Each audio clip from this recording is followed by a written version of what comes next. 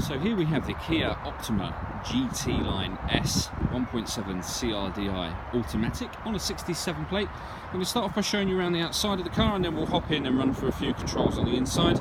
Well, from the outside you can see it's the estate version with tinted windows around the rear and alloy wheels. Let's start off inside the boot and then work our way around the rest of the car from there.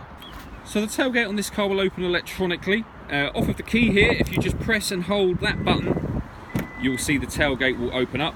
And as we approach the boot, you can see there's loads of boot space along with 3 individually folding rear seats as well. I'm going to work our way back round to the front of the car now, and then I'll hop in and run through a few controls on the inside. And now that we've done a full circle of the car, you can see that it's in lovely condition the whole way round, and a really lovely looking car as well.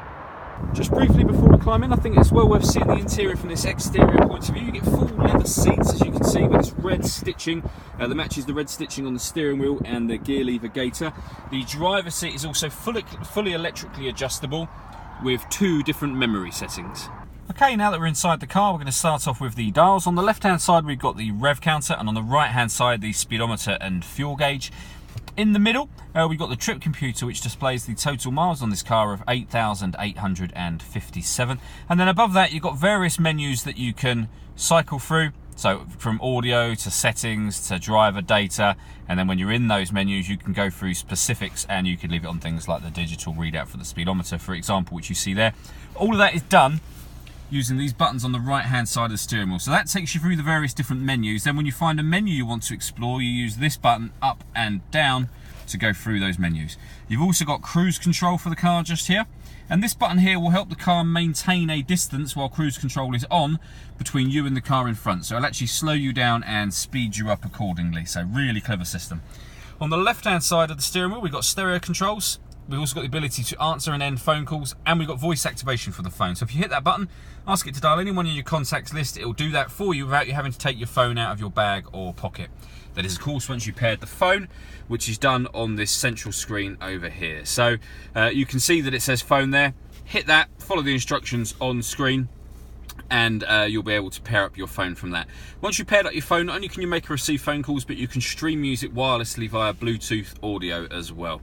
If we turn the radio on a second, up in the top left hand corner is where you would access the radio, and you can see you've got DAB radio as well as FM and AM on top of that. You've also got a few other ways to listen to your music in this car besides the Bluetooth audio and the radio.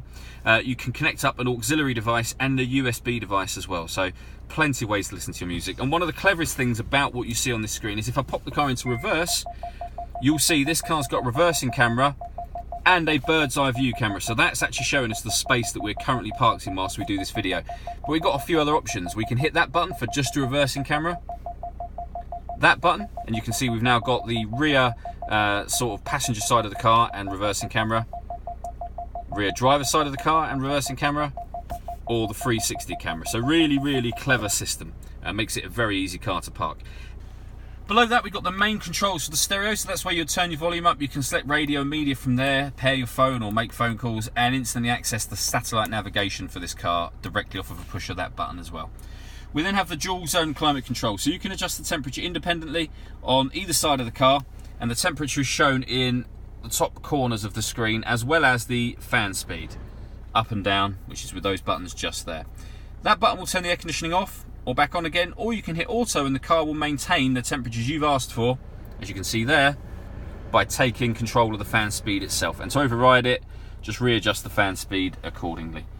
Underneath there, in this little kind of cubbyhole section, we've got the auxiliary and USB input that I mentioned, and a 12-volt charging socket as well. We then have the fully automatic gearbox and a whole plethora of buttons just below that, which some of them you rarely find in cars actually. But starting from here, this is the stop and start.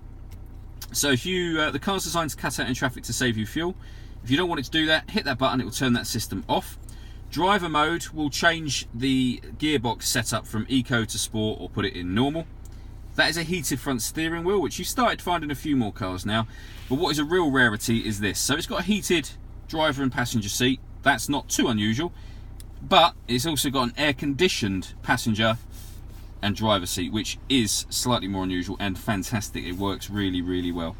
You then have an electronic handbrake. This button will turn on or off the front parking sensors, and finally for the controls down here, this car has got the ability to park itself. So hit that button, the car will look for a space, it'll tell you when it finds one, and it'll park in that space. There's actually a video showing how that works on our website, which is well worth checking out. Lastly, I just wanted to show you the panoramic glass sunroof on this car. Hit a control up there, the sun visor will open all the way back, and the front section of the roof will actually open and slide back as well. So not only does it let in a lot of air, obviously, through here, but a lot of light as a window too. All that leaves me to say is thank you for taking the time to watch this video. If you'd like to come and see the car in person and have a test drive, please feel free to call any of our MJA sites. We'd love to hear from you soon.